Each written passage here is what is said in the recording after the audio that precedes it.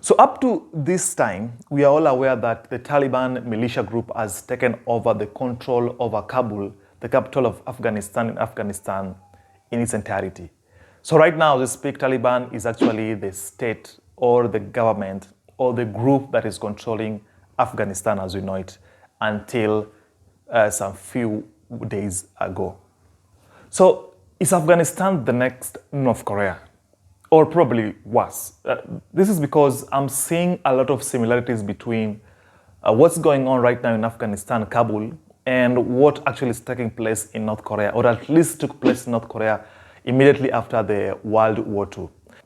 And what is taking place right now in Afghanistan, where the Taliban is using military to take over the state, and they have successfully done so.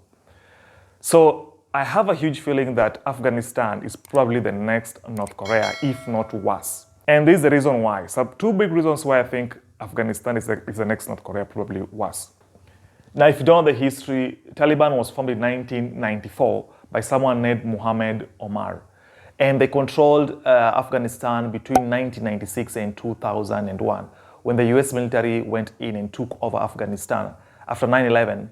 And Afghanistan, for some almost 20 years right now, has enjoyed some good level of peace and democracy, and human beings or civilians have been going out and doing their business as usual. I think some few days ago, Taliban again took over Afghanistan and the capital Kabul after the US military withdrew their troops from Afghanistan. Now, my biggest concern is where Afghanistan is going to go moving forward. And the fact that I'm seeing a huge similarities between what is going place in Afghanistan right now and what took place in North Korea immediately after the Second World War. Now, if you don't know again the history, North Korea was colonized by Russia immediately after the World War II, and South Korea was colonized by America, or at least America occupied South Korea after World War II. And there's a huge stark difference right now if you see North Korea and South Korea. South Korea is a developed democratic nation with prosperity, and people now are living almost their dreams in South Korea. While North Korea is almost their right opposite nemesis, where there's a lot of dictatorship and poverty, and the whole country is blocked or locked away from the rest of the world. So what are some of the similarities between what has took place in North Korea and what is now taking place in Afghanistan? 2 or 3 main reasons here. Number one is the fact that Taliban, like the Kim's family, which occupies North Korea right now, or which control North Korea right now, they are socialist, or who we call communism. Now, socialism and communism is almost a failed system of government.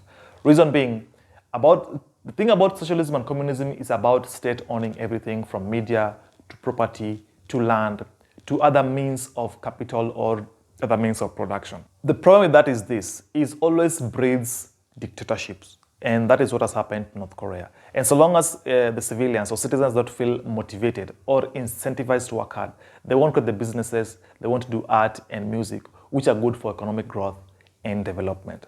So just because the fact that Taliban is more of communism than capitalist, and they have a strict adherent to the Sharia law, and the Sharia is a draconian law with gross violation of human rights, I have a feeling that Afghanistan is going to go the North Korea way.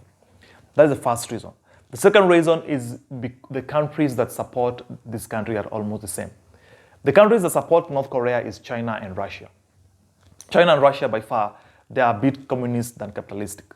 As much as right now they kind of have a balance of the two, but still those two states are more communist than capitalistic nations. And China and Russia are the countries that support North Korea.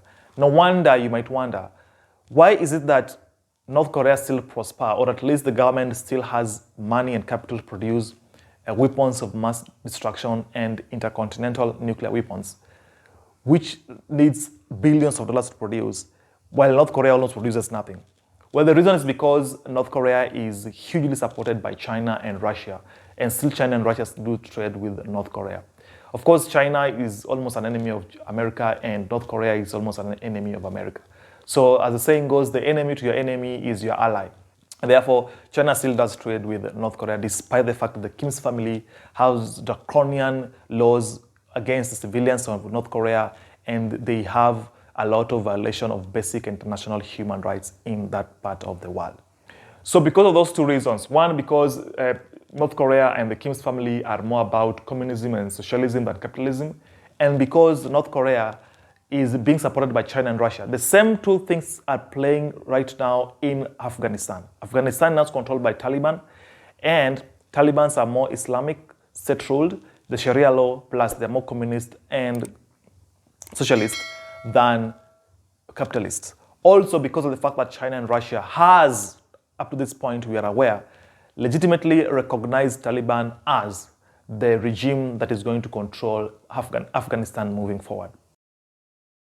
Now, if you don't know what is going on in North Korea, then you should maybe read this book by Yaomi, In Order to Live. It's an amazing account of the horrific events going on in North Korea under the Kim's family up to this day and age. Yaomi is a 26-year-old North Korea defector who defected from North Korea through the North Korea-China border into China and then through Mongolia and found her way to Seoul, and right now lives in Chicago, United States of America. She wrote this amazing book when she was 21, 22, and it's an amazing account of what's going on in North Korea. Despite what the media tells you, North Korea is not what you sometimes see in North Korea.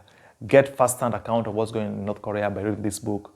You won't believe the kind of human treatment and draconian laws that the Kim's family have put on the civilians and citizens of North Korea. And the same things I'm seeing that is going to play in Afghanistan moving forward. Now, if you don't know some of the inhuman treatment that the Taliban did between 1996 and 2001, when they were in control of Afghanistan, then here they are. Some of the Sharia law that the Taliban follows made them do some of this inhuman treatment to the civilians of Afghanistan. The civilians of Afghanistan between 1996 and 2001 were denied access to the United Nations free food supplies and other supplies. The Taliban completely outlawed the importation of United free supply of food to Afghanistan, thereby starving their own civilians. You can imagine that. Secondly, the Taliban banned vast fertile lands in Afghanistan during their reign between 1996 and 2001. They destroyed homes, they banned all media, they banned art, music, and movies. There were no school for women, and then women had to be accompanied by a male person when they were going out either to the market or other areas in the country.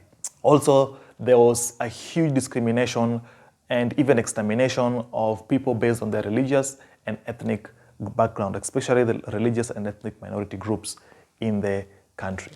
Now, because of these reasons and so many reasons, I'm seeing a huge similarity between North Korea and Afghanistan. And I'm kind of thinking, I am and hoping that Afghanistan doesn't go the North Korea way.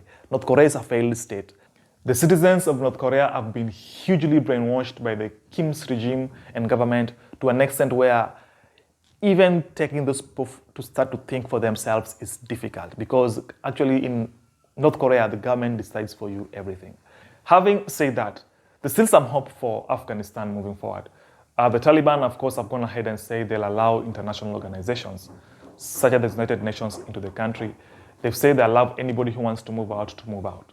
Now, of course, that is a good precedent they've set, but I'm wondering if how long they're going to keep up to their word, and if they're even going to keep up to that word in the first place. Because if what they did, if the same people who rule Taliban right now are the same people who ruled Taliban between 1996 and 2001, when they were imposing these draconian laws on their citizens, then maybe it's doom and gloom for Afghanistan. For the people of Afghanistan, for our brothers and sisters in Afghanistan, maybe it's important to start thinking about moving out of this country. And we have seen it on social media and on TV and our news flash, how the citizens are trying to move out. There is fear, panic, and anxiety going on in the country, and everybody's trying to flee out the country because they fear that the same thing that Taliban did 20 years ago, they might probably replicate the same things right now. So my advice for maybe anybody listening to this in Afghanistan is, if you have an opportunity, move out. If you don't have an opportunity, maybe you should start thinking of how to move out. All in all, I'm really hoping and praying that Taliban does the right thing and they continue to have the democracy that the people of Afghanistan have enjoyed for the past 20 years. The final thing I want to address on this video is the fact that already the Taliban has set up precedents by taking over the country via what you can term as a military coup. Since the US military withdrew its troops from Afghanistan, the Taliban has slowly and surely taken over all the states and now the capital from the now gone democratic system that was existing. These are bad precedents because most of the states, earlier states that were taken over by a coup ended up failing and ended up with a lot of dictatorship and poverty and rape and inhuman treatment to a scale never seen before. So despite the fact that Taliban has taken over North Korea using a coup, I'm really hoping and wishing that they're going to do the right thing and they let democracy and rule of law to prevail for the Afghanistan and the citizens of Afghanistan. Otherwise, if you have any ideas and if you have anything that the people of Afghanistan can do right now, don't forget to put it in the comments on this video. These are my views. I'm not an expert in this, but those are what I feel about what's going on right now in Afghanistan and Kabul at the moment.